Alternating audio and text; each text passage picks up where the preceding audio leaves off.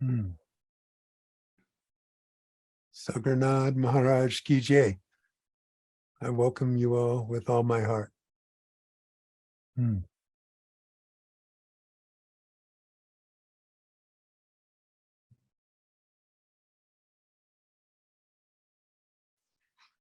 Now, in 1976, as you said, I met Baba.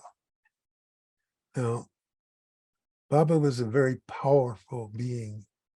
And when he entered the hall, the meditation hall, you could actually feel his presence. You could feel that energy. It was so strong. And I could see in Baba the peace that I had always wanted. You see, he was living in a state of complete peace. The subject of that suits the subject of this talk, because how do you find a lasting peace in this world? First advice I have is practical. Don't watch too much news. But the other piece of advice is that you should look to see what is truly peace. Because what most people call peace is really simply a level of comfort. And you see, comfort has an opposite, discomfort. And we think of things as separate because this is how the mind looks at things and distinguishes things. It thinks of things as good or bad, black or white. Okay, the mind says they're different. I want this one, not that one. You see? But in truth, they're interdependent opposites. So someone once said, you can't have a light without a dark to stick it in. So they're actually dependent upon one another. If everything was good, then you wouldn't know what good was, because you can only tell what it is by the contrast with what's bad. You see, so they look like separate things, but they're one unit. So when you are thinking of peace and really what you're looking at is a level of comfort, then you always have its opposite right next to it, which is discomfort. And you cannot ever rely on comfort, just staying comfort forever. There's going to be discomfort. You see, so you're going to have happy times, you're going to have sad times, you're going to have easy times, you're going to have difficult times. This is just the way of it when you're dealing with opposites. But true peace, I saw in Baba, that true peace, it didn't have an opposite. It was universal. And when you look at things from your point of view, you lose your perspective, because now you have a singular perspective. It's about you and something else. It's about this and that. But the deepest observations are from a place of universality, where everything is the same. You want to find the love that is so great that it has no opposite. You want to find the peace that is so great that it's universal. There's nothing that can change it. There's nothing that can, no, you see, I can get upset in my daily life. Okay, but it does not change that place of oneness, that place. We can call it peace. You can call it all different words. None of them are correct. But there is this sense of just being. You can feel it right. In fact, each of you, if you just take this very moment, right here, right now, just this moment, you'll feel it. You'll feel it. That's just before the mind touches it. You see? Because once the mind touches it, anything the mind touches becomes part of this and that. It becomes part of these opposites and part of these things that you distinguish. You distinguish all these things in life. And it's funny because you put all that attention on the little tiny things that make things different. And you focus on that. And you say, oh, this is good. I like that. Oh, this is bad. I don't like that. Oh, this could be trouble. Oh, and so the mind is constantly pulling out all of these distinctions. But you understand that the world of distinctions is tiny. It's so tiny. It's when you look just at the room you're in, you can say, oh, there's a chair, there's a wall, there's a window, there's a table. You see all these things, but what's really in the room is space. Your room is 99.9% space, and the mind can't distinguish it, so it says it's nothing. It just says it's nothing. But that nothing, because the mind can't distinguish it, is actually everything.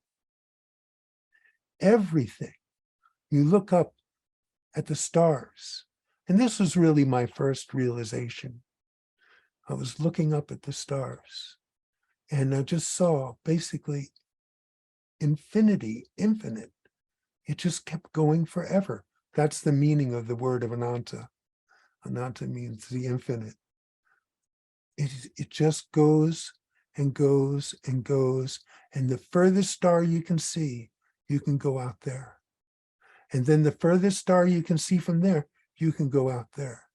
And it doesn't stop. It goes on forever. Now, you see, at that moment, I became an atheist because I knew that everything I had ever heard about God couldn't be true. Because everything I had heard about God was limited, and what I was seeing out there was unlimited. Mm-hmm. So what happened when I met Baba's core teaching was, God dwells within you as you. Worship and bow to your own inner self. So you see, that I could embrace. That made sense to me. That fit with this infinite reality and the universality. Okay, so it applies to everything, all of the time, everyone. It doesn't matter if you're an alien from some odd planet. It applies. It always applies. And it made sense, you see. So this is the thing. There is an essence within each and every one of us that is infinite, that doesn't have the boundaries. The problem is that we have mistakenly identified ourselves with the body-mind. You see, the body-mind comes and goes. It's not who we are, but we mistakenly, and our society teaches us to adopt this as fact, that you are the mind, that you are the body. You see? I mean, that works while you're here, but what happens when you're gone, when the body's gone? What are you then? And what were you before the body was born? And really, what are you now? So you want to be looking at these things and taking a serious inquiry and inventory of who and what you are beyond what you think you are as a body-mind. I propose that you were never a body-mind, and that a mind is something that while the body exists, you have usage of this body mind, but it should not be your master. You see? You look at yourself as a body mind, but that's not what's going on. So you see, in essence, God dwells within you as you, right? It's same for you, same for me. Makes us the same, you see. Makes everyone the same. The idea of individuality, of separateness, is just something that the mind has conjured up for you. No, what I was trying to say is, when you're in the movie theater, you put aside your life and you forget about all that. And you forget about the fact that all you're looking at is colors on a screen and sounds coming out of a speaker. You put all that aside and you decide to buy in to this image, and you buy in to that something is actually happening.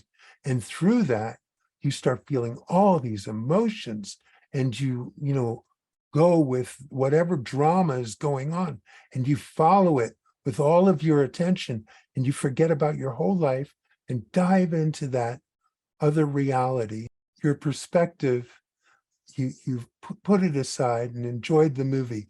Well, I propose that's the same thing that's going on right now.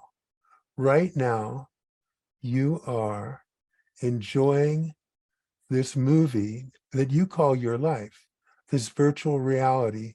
The mind is really a brilliant virtual reality machine. It's better than anything we have in the market now. But you could imagine that if they developed a virtual reality machine that was really, really good, and you put it on and went into it, you might not want to leave. It might be that good.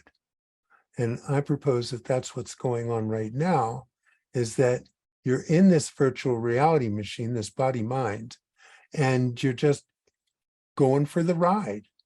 And you stay with it, and you don't want it to end, and you want to go on with it and see what happens next. And even if it's not such a great virtual reality in terms of the quality of things happening, you still want to stick with it, you see. It's that strong, it's that powerful, and it's that convincing that you now totally believe it's real, you see. But it's not real. There's nothing here that's real. I can tell you why. Because everything here is in movement, you see, which means it's constantly changing. That which is, always is, for now and forever and for always and all of the time. It doesn't change. It stays the same. That's how you can tell what's true. What's true is that which never changes. You see, so you're living this dream, and things are constantly changing, keeps your attention and everything, but it's all smoke and mirrors. It's not a real experience. It's just a dream. You have dreams every night. You go to sleep, you dream all kinds of things. You dream you went to foreign lands and you fought battles and you ran and this happened and that happened. And you wake up and you never left the bed. Nothing ever happened. But while it was happening, you were totally convinced. You were totally convinced that something was happening, but nothing ever happened. So now you're in this waking dream, totally convinced all this stuff is happening. I'm telling you, nothing ever happened. This is the world of movement and change, you see? And because of that, it's hard to find a lasting peace because things are constantly changing, you see? So you're living in this tiny little aspect of what is that has motion and where things change. Here again, you can look at outer space and you can see just tons of space. And in those tons of space, you can see tiny little dots. You see? And some of those dots are moving. Over time, you can see they move. They call them planets. Things are moving. You're living on one of those tiny little dots right now. One of those tiny little dots, which apparently is just spinning around and moving constantly through space.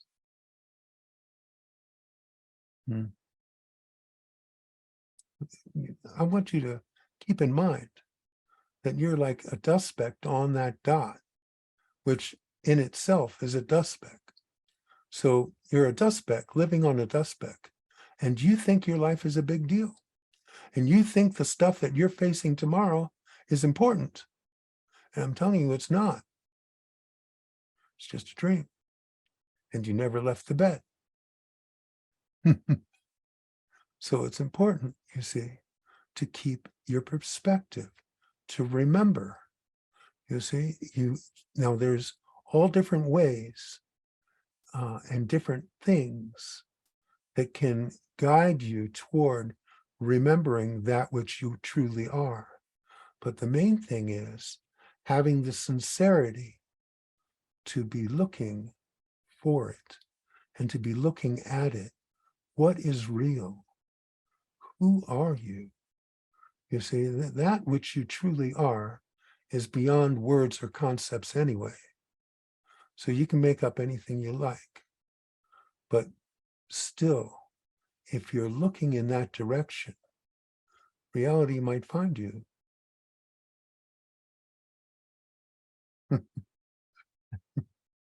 The trick is to not get lost, not lose yourself in your thoughts and feelings and in the actions of life.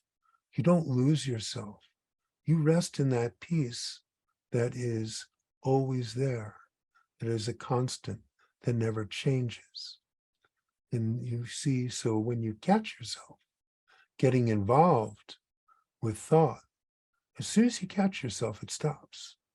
But you have to be paying attention, because the way this illusion sustains itself is through people just going blindly through it and buying that this is real, you see? And so you still have to take care of your life regardless, as best you can. You know, I'm not saying you don't use this teaching to simply like put aside to what's the word, suppress your feelings, suppress what, you know, say, oh, it doesn't matter, when in fact you still have to take care of it. Even if it doesn't matter, you still need a roof over your head, you still need different food, different things for the body's sustenance. But you stop. How to explain it? It's very simple, really. So you have a thought, and that thought is pursued. So, you know, oftentimes you just have this thought about so-and-so. And then you start go, oh, I wonder what who was thinking, what were they thinking? Why would they have said that? And it goes on and goes on. And now you're having emotions. It's just like a dream, you know, you're having emotions about something that never even happened. It's just a thought in your head and different considerations. And you're like riding this whole drama through involvement with thought. You see? No, the way I work with thought is a thought arises and it subsides. Unless it's a thought like, hey, I need to get ready for this talk. I better have a shower, put on a white shirt, and all these different just technical stuff. But I don't get in, okay, so no one said, oh, I hope it do good at this talk. I hope it works out well. I hope lots of people come. I hope this and that and that. None of that ever arose. But even if it had arose, no one would have paid attention to it. There would be no secondary thought afterwards. Okay? So this is the thing. You know, most of you have had experience meditating. And when you meditate, sure, a thought might arise, but it's not pursued. And then the thoughts become less and less. You see? And what I propose is that meditation is 724. This is all the time. All the time a thought arises and it's not pursued. You see, this is the way to live your life. That's what I always wanted, was to know, how should I live? How should I live my life? So I was a major in psychology in college. And I thought it should teach that, but it didn't. It just taught me theories and garbage that I didn't need to know. No, while I was in college, I met Baba. Baba was talking about how to live. And what I wanted to learn really wasn't taught in college at all in America. And so when it came time to decide after college, I just made some money and went to India because that's where Baba was at that time. So you see, he was teaching what I wanted to learn. How do you live your life? What is the best way to live your life? You see, I knew Baba had it because I could see how he was. He was at peace, you see. So, and he was teaching it too. So that became my graduate school. I didn't get a degree, but I pursued that for the next couple decades. And it was my priority. It was a true priority. So you see, you want to look, the thing that Ramesh's guru, Nisargadatta, said, he always looked for earnestness. You see, you need this, what I call sincerity, to pull this off. You see, so you want to be able to pull off this amazing investigation and find out who you are. And you can do it if you're sincere.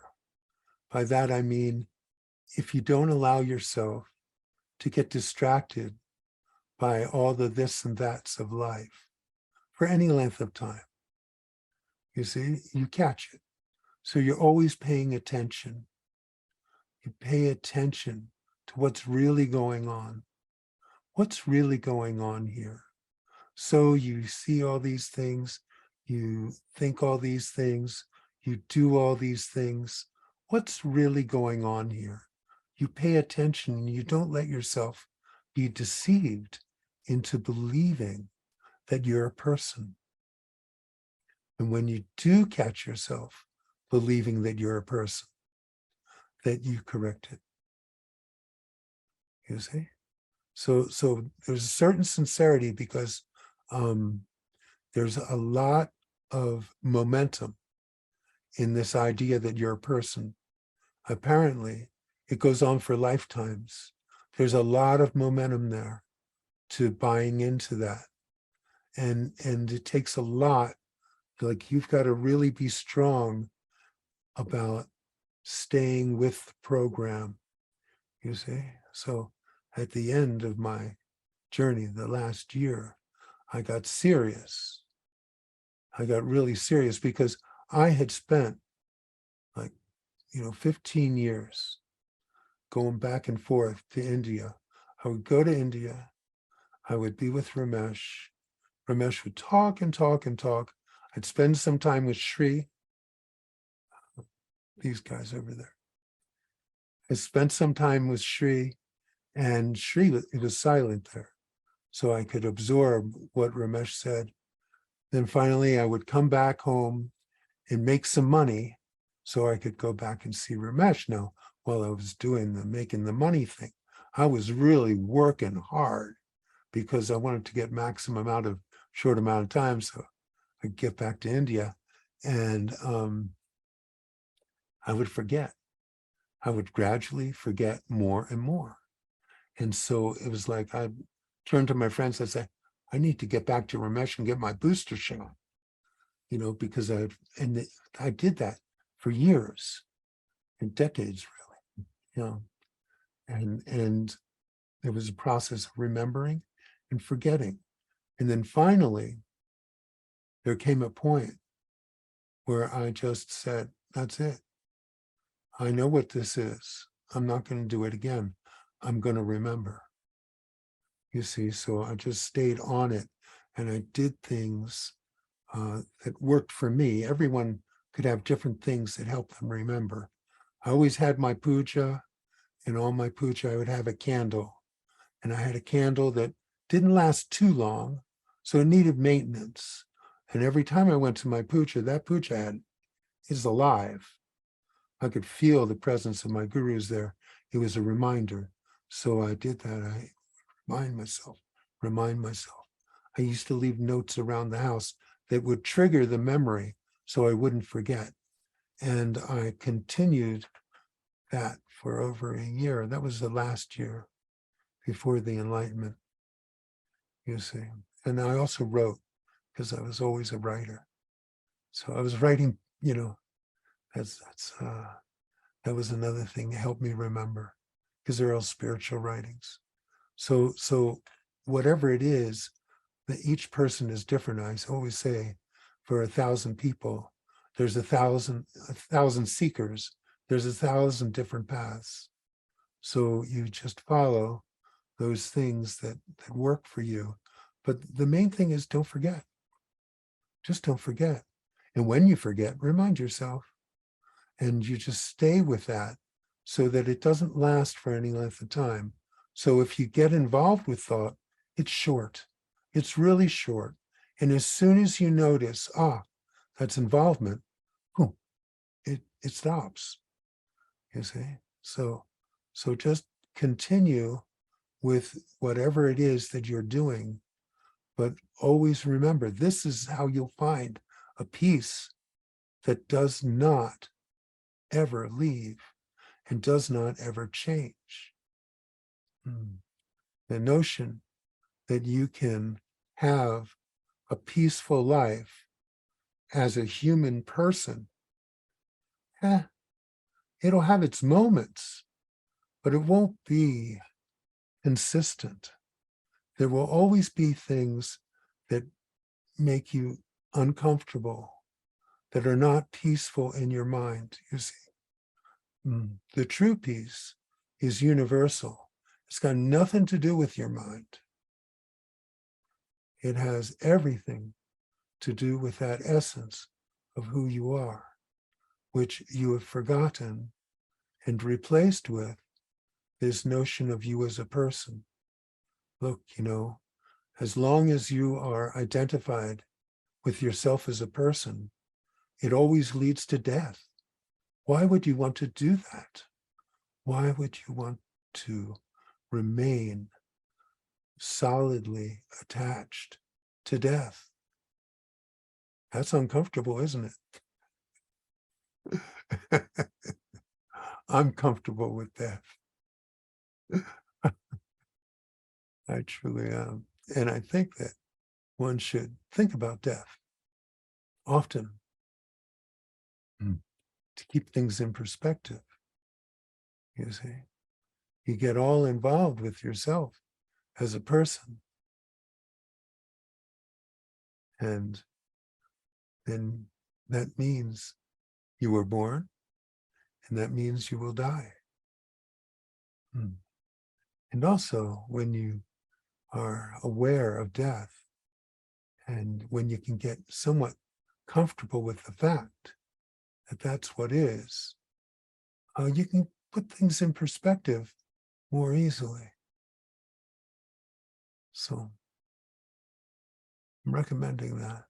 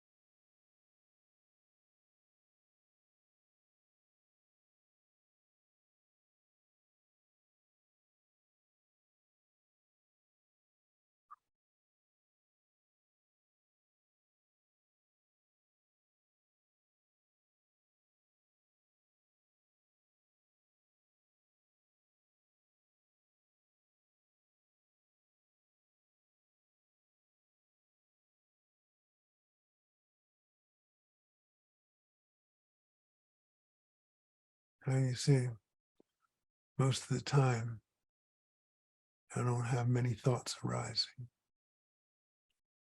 like right now, you see. That's peace. The mind is not a good guide for peace. Because all of us have all kinds of crazy thoughts going on all the time, different times, different things, this and that, this and that, this and that. You see, it's the this and that thing that the mind is good at. The mind isn't good at just that, the universality of everything.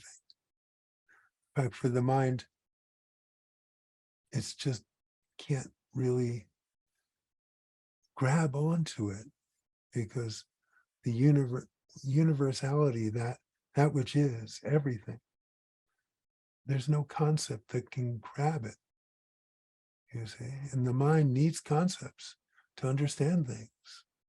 But you understand that everything that you understand is a part of the illusion. That which is doesn't need a concept, doesn't need an understanding. It just is. And it just is always and everything. And there's nothing for the mind there. The mind can't go there. You see, even here, I'm using these words and they're going to your mind. But really, what's going on behind the words is what's here. So Ramesh, he used to always say, the teaching is passed in silence. But he talked and talked and talked. But he was right, you see, because right now, even at this very moment, we are one. We are one. All of us are together, exactly one, all the same. All of my gurus, they're here right now. We are all one. You and I are all one. The notion of separation, the notion of you and I, the notion of this and that, is strictly a part of a dream. That's what makes dreams work. The idea of this movement, all of your thoughts are movement, but stillness is what's really here. Sure, there's a little bit of movement, but it's so tiny. The essence of all of this is stillness, silence, oneness. I hope that all of you intuitively can feel this, what I'm talking about. And if you can, then I recommend that you start living there more and more. Okay? Like, so in other words, my life goes on just like your life goes on. I do stuff, I say stuff, I feel stuff. Okay? But that stillness, that silence is primary. And the rest of it is secondary. It has nothing to do with me. It's just a bunch of stuff that's going on. Okay? But it used to be that being a person and all those thoughts and feelings and actions were primary. And the idea of stillness and silence, it wasn't even comfortable to me, you see? So that switched. No, you see, part of it was I got to hang out with my gurus a lot. I got to be in their energy a lot. I got to learn to be comfortable in that stillness. Now, you see, Baba, like I said, his energy was palpable. And we would all every day go up for darshan. You go up and pay your respects to the guru, you bow. And, you know, he would bless you with his peacock feathers, Baba did. Anyway, so I would come up to Baba and I had a question, right? As soon as I got to him, my mind stopped. I couldn't remember the question. It was useless. You see, because I was in his presence, and in that presence was that stillness, and it's just, it wiped out my mind, for at least for a moment, you see. But it gave me a flavor. It gave me the flavor of what it is, you see, and that way I could also recognize what it is and what it isn't, you see, because the ego has a nasty way of getting involved with your spiritual development. And if you're not sharp, if you're not paying attention, if you're not sincere, then you get tricked. You see, so just follow this.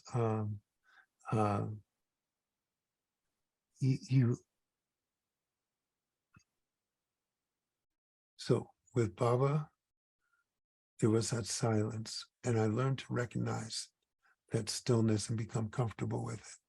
And now that's my primary. Okay, and all the rest of it is just secondary. I mean, there's the bodies, there's the mind. It's just a temporary phenomenon, and it's okay. It's what it is. But that's not what I am.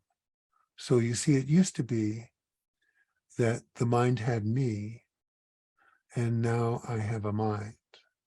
And, you want to look at your relationship with your mind, because people say, well, do you have a mind? Or are you a mind?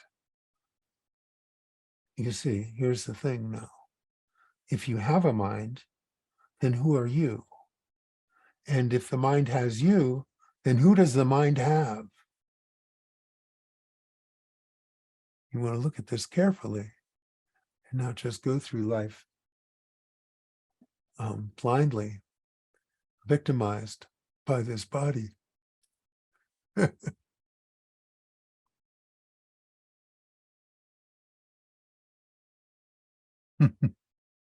It's funny.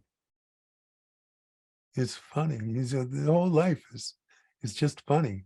I mean, it's not important whether you get this or not, you see. But for those of us who are seekers, it's important. But it's not a big deal. It's not a big deal. I think my final understanding came from one of Ramana's books, where I just got from something he had said that it made no hill of beans difference whether the enlightenment happened in my case or not. It just didn't matter. It was not important because it didn't make a dent in anything.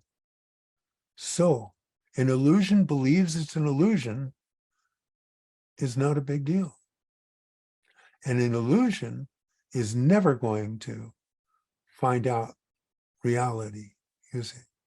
So all that can happen here is a sense of distance between the illusion and that which is universal.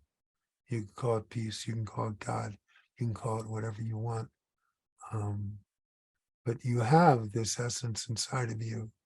And why not, since you have this universal essence inside of you, which is always at peace, always in love,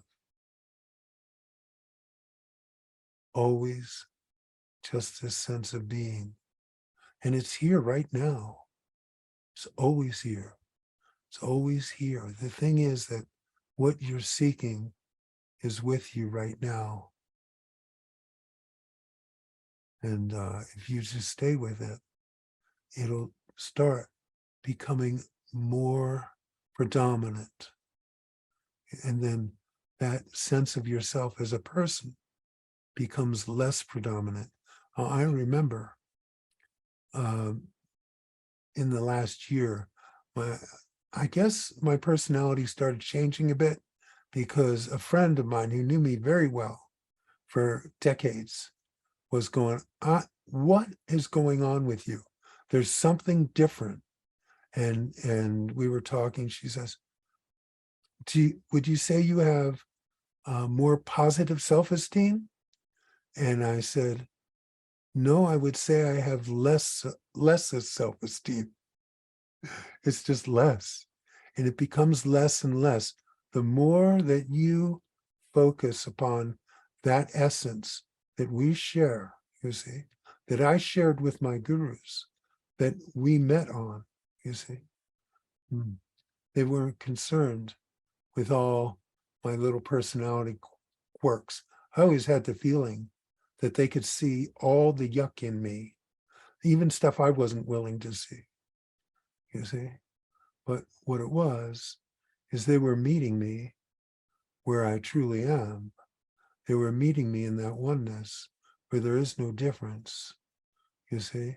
And by that, they were gracing me all the time and trying to show me the way just by being with me in that way. And you see, so you start remembering and you start taking stock in that and start being with yourself more in that way. And then you need to remember, you see, as best you can and apply whatever sincerity you can to it. Yeah. So.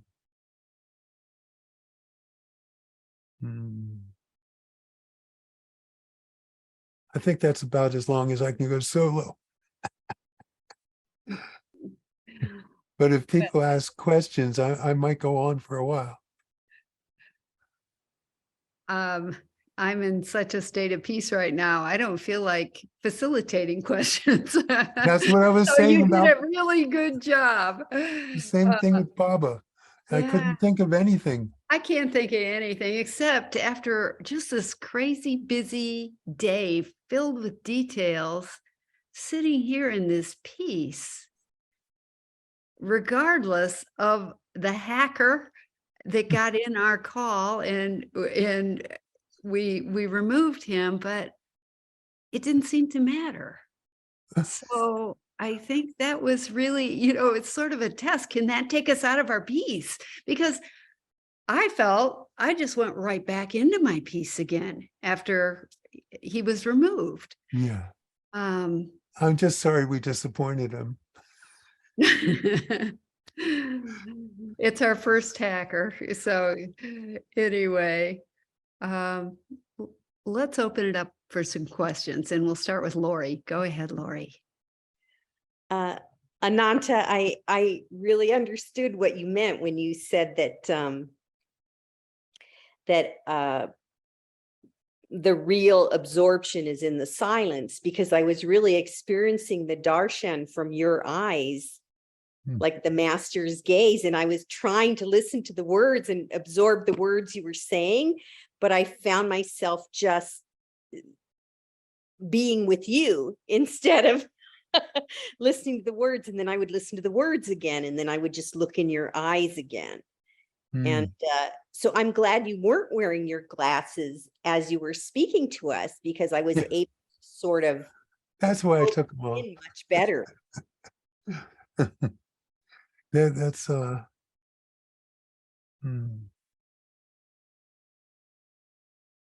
that's, you see, you're actually there.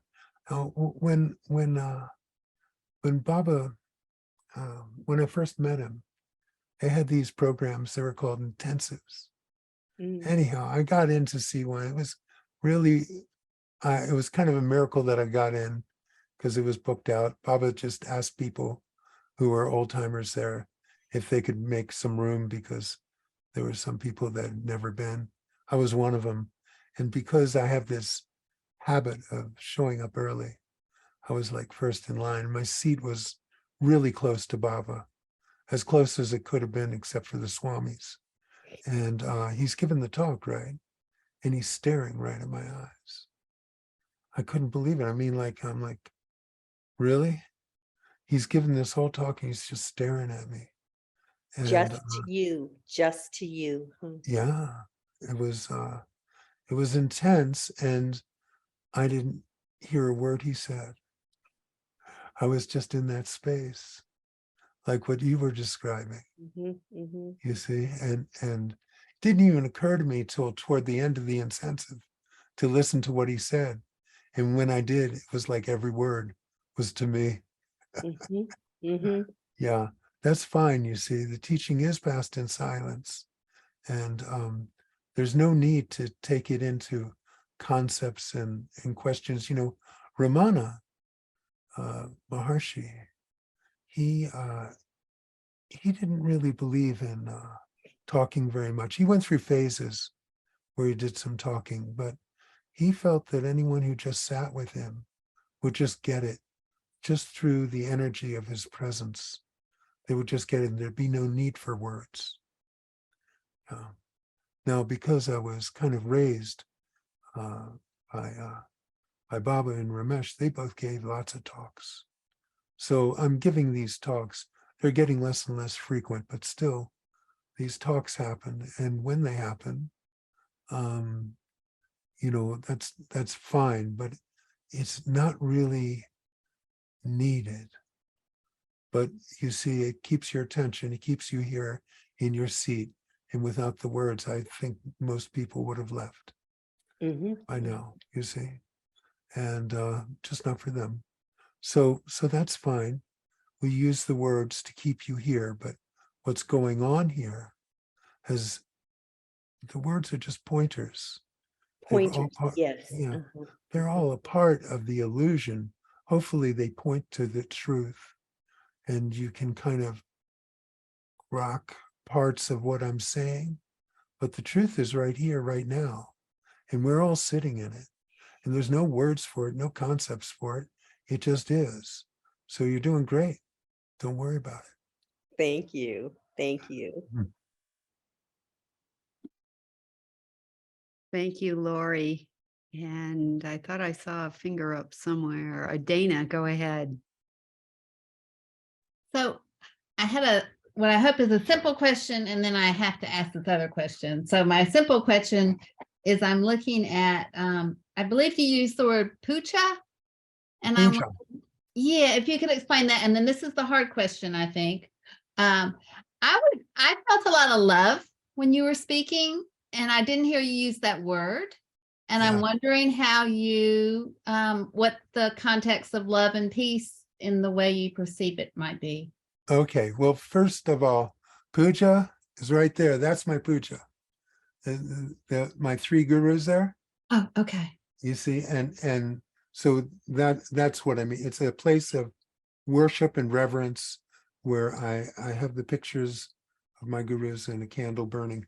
Can't have a candle in this room because of the fan, but you know, it's like that's the puja. Now you said you felt love. Love's just another word for this peace that's universal, and that stillness, that oneness. All of these words are not correct. None of them are correct. But however you feel it is correct. Okay, so that's fine. Love is a great word.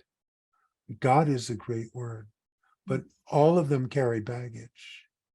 You see, because the love that you're familiar with has an opposite, but this is a love that has no opposite. You see, so it's a different quality because it's universal. It's not tied to a person. So that's yeah, love is a fine word for it. So yeah, you know, you catch me on different days, I would use different words. Thank you so much. And thank you for that experience. You're welcome. You're welcome. It's actually your own heart you're feeling. It's your own place. It's the familiarity. I'm sure you recognize it. There's a familiarity about it because it's actually what dwells within you, what dwells within me are just meeting there.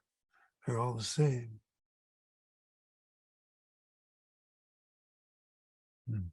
Thank you, Dana.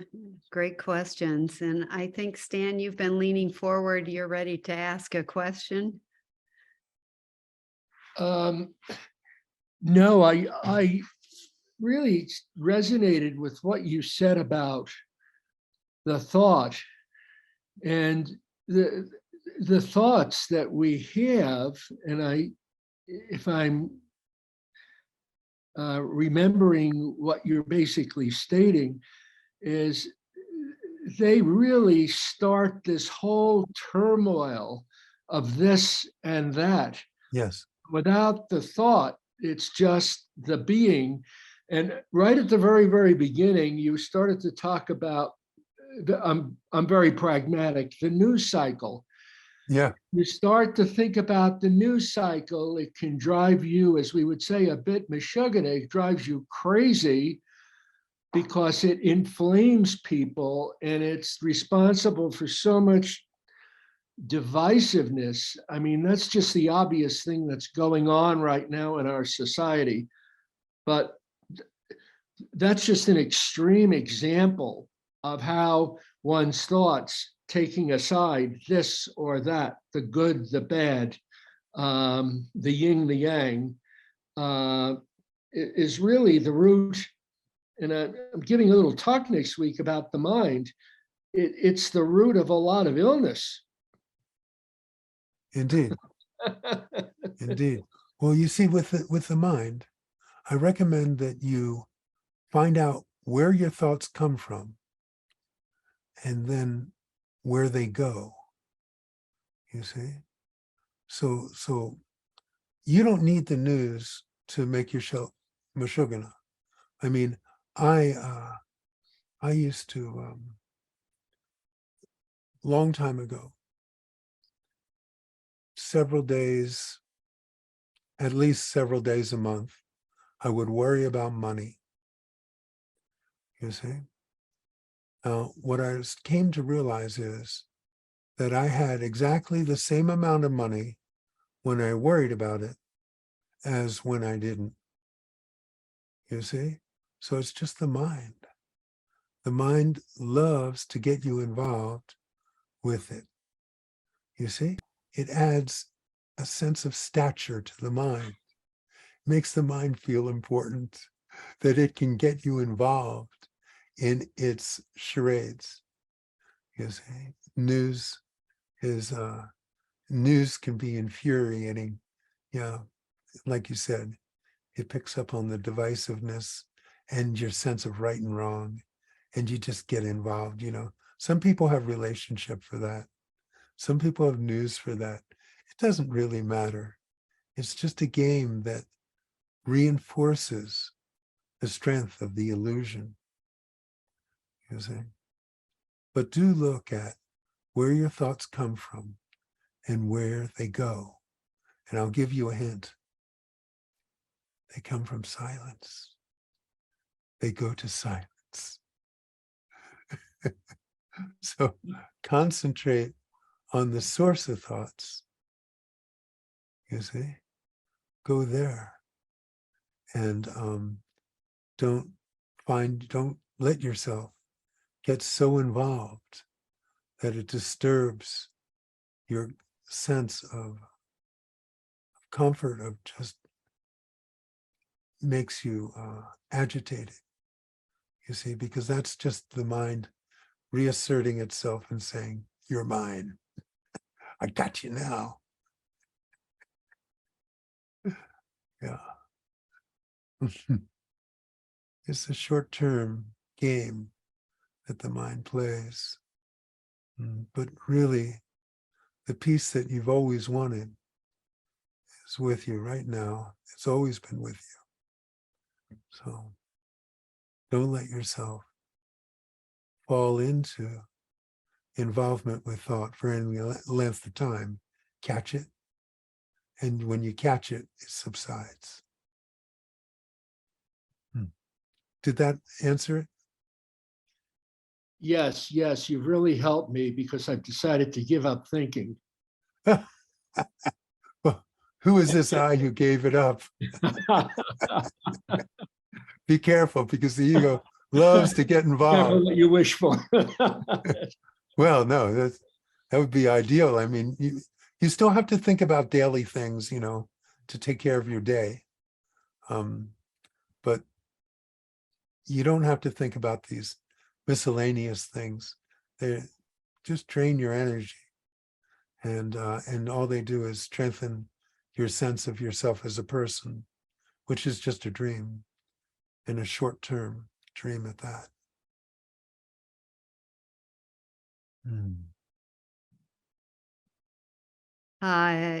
Thank you. And Tracy has her hand up. So go ahead, Tracy. Hi, Ananta. It's Hey, good- Tracy.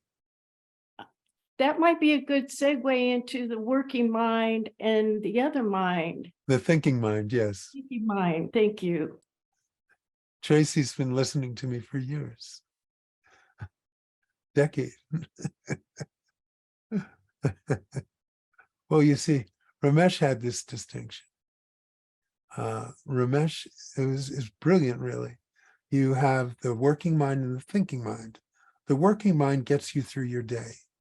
It's like what you need to do you get up in the morning, you shower, you go to work, whatever it is that you have to do requires a mind to get things moving and have everything accomplished so that you can function. You see, the meal's not going to cook itself. So, you have to take care of certain things. You need a mind for that. But the extraneous stuff that the mind is just blah, blah, blah, blah, blah, blah, blah, blah, blah, and getting you all worked up about nothing that's the thinking mind. And that's the mind that is unnecessary. And really, it just stops. When you really are in a place where you see things as they are, that part of the mind stops. So that would be ideal for bringing about lasting peace. But still going to have a mind to take care of the this and that's of life, but not one that gets involved with all of these judgments and things that you are thinking as a person you must do. The other stuff can go on without any of that. Okay, so that distinction is very, very good, because it's not like you can do without a mind when you have a body. You're sitting in a corner somewhere.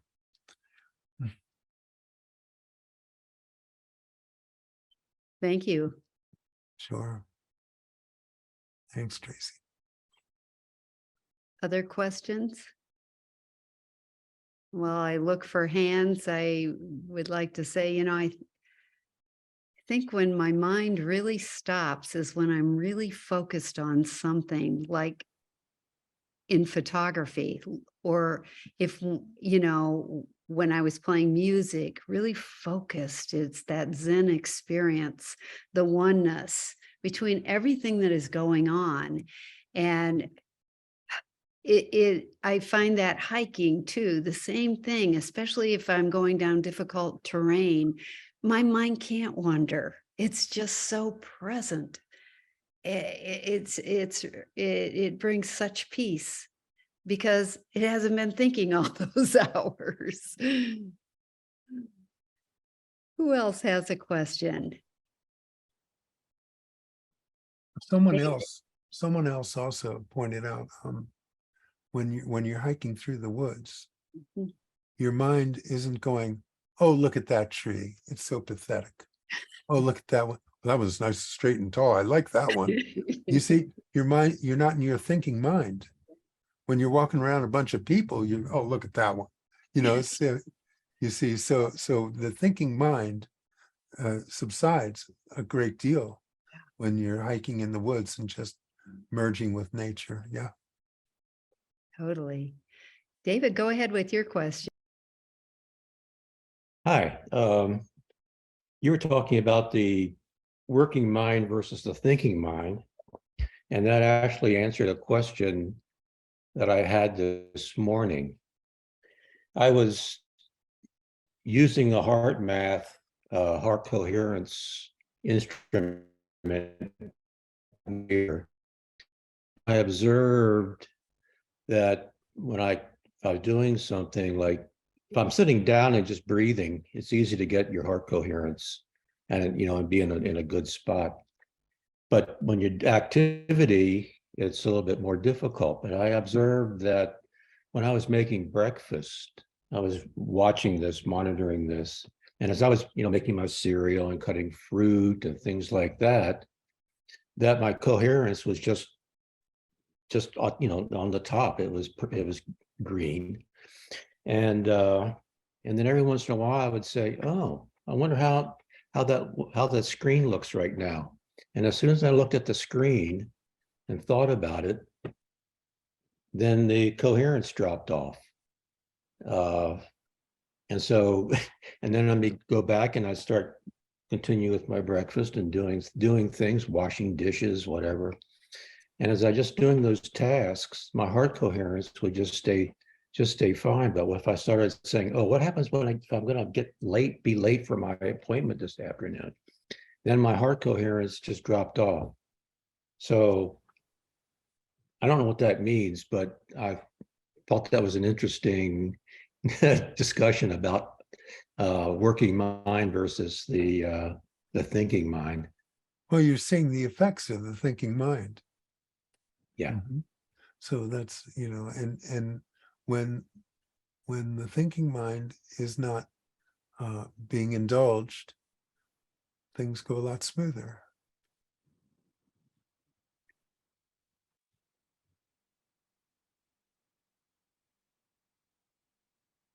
Thank you, David. We have time for just one or two more questions. Who would like to ask Ananta a question as we come to the end of our program?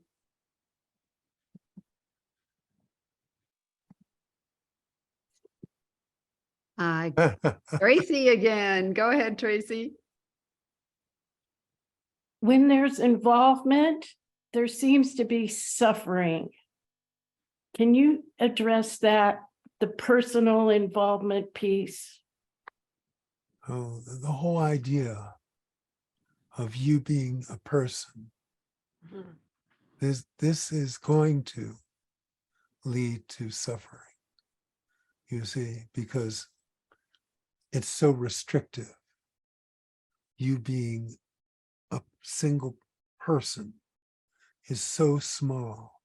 You're like condensing yourself into this little ant, and you're saying, I'm a big ant, I'm a strong ant, I'm a dead ant, whatever. All of that is a very difficult place to live, because you understand you're an ant living on a giant planet. Any kind of thing could happen at any time, you see? So you got stuff to worry about. You have stuff to be afraid of.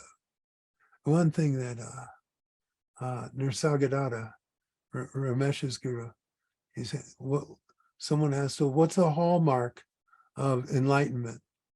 And he said, no fear. So that whole sense of you being a person is not relevant. There's nothing to be afraid of, you see. But if you're a person, oh, there's a whole bunch of stuff for you to be afraid of. Yeah, that's suffering, isn't it? That's suffering. So this whole notion of you as a person is a very difficult life. And you want to look at this closely so you don't deceive yourself into thinking that your life is great. Your life as a person is really working out well. Because, one day it's going to be over, because these bodies, they don't last forever. They start breaking down, start having trouble, and then they fail, just like any other machine. Yeah. So when you see though, the suffering really is a key to motivating you to getting out of this dream. You see, no matter how bad the movie is, very few people are willing to walk out. But that suffering can get to a certain degree where you go, I'm done with this. I'm ready to go. You see? And then it's no longer such a drag. It's not, you don't suffer. You say only a person can suffer. And being a person, that's suffering. So the beauty of it is that none of you, no matter how much you believe it, none of you are a person. None of you are separate from God. We are all one. We are always one. We've always been one. Nothing can ever change that. You understanding it doesn't make it more. You not understanding it doesn't make it less. It always is. It's always one. We are one, always. Don't forget it. Remember it. Remember it. Don't forget it. This is the key. Remember it. Remember it. That essence of who we are is who we are. And in that oneness, we are all one. We are all the same. You can call it God. You can call it peace. You can call it love. None of those words suffice, but they're words. And know that that which you think you are, that which is in movement, is all a part of the dream. It's all a part of the illusion. Don't forget it. Don't get lost in the illusion. The illusion is here, sure, but no need to get lost in it. No need to forget who you are. It's time to remember.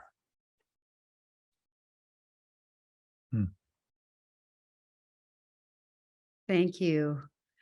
I just hate even interrupting the piece with with asking another question. And so we have our last question of the evening. We have Craig over here who has been chatting away and filling us in as you've been speaking. And we would love to hear from Craig tonight. And that'll be our last question. Go ahead, Hello, Craig. everybody. You guys are all amazing. Ended up at your site. Aw, it's appropriate. I was curious when and where I might be able to see this gentleman speak again. Well, as I say, I'm not giving any talks these days, but they're on YouTube. You see my name under there, Ananta Nathanson. Yep. It's on the flyers too. Just go to YouTube, look up Ananta Nathanson. There's over 300 videos there, given from talks over the years, and until a venue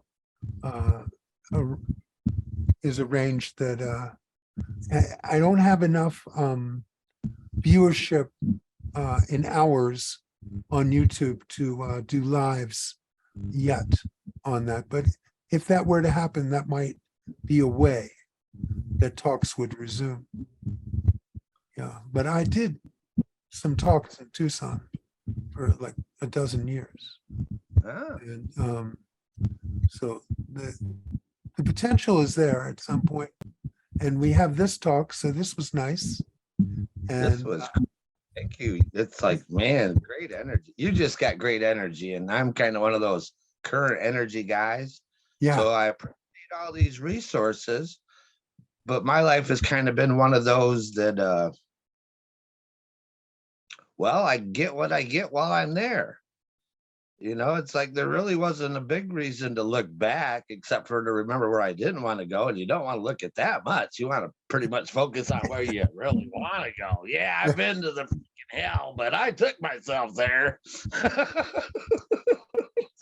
Well, I'm Just glad really- you found your way here. In Craig and everyone else, I posted Ananta's YouTube channel in the chat if you want to copy that. We're coming to the end, or we've come to the end of our program, and we just want to thank everyone so much for being with us tonight. And Ananta, you were everything and even more than I'd hoped it would be tonight. It brought such peace, and there was so much peace in the room. Everyone, I could feel everyone, like our hearts were beating more slowly. So thank you so much for sharing your wisdom with us. I have posted on several occasions our mailing list. If you'd like to be on our mailing list to hear any of our speakers, we will be sending out little notices, not too many, but just enough. So we would love to have you be part of our group. And one last little ask is that we, just have a handful of website expenses. We're all volunteers here. That's what we do.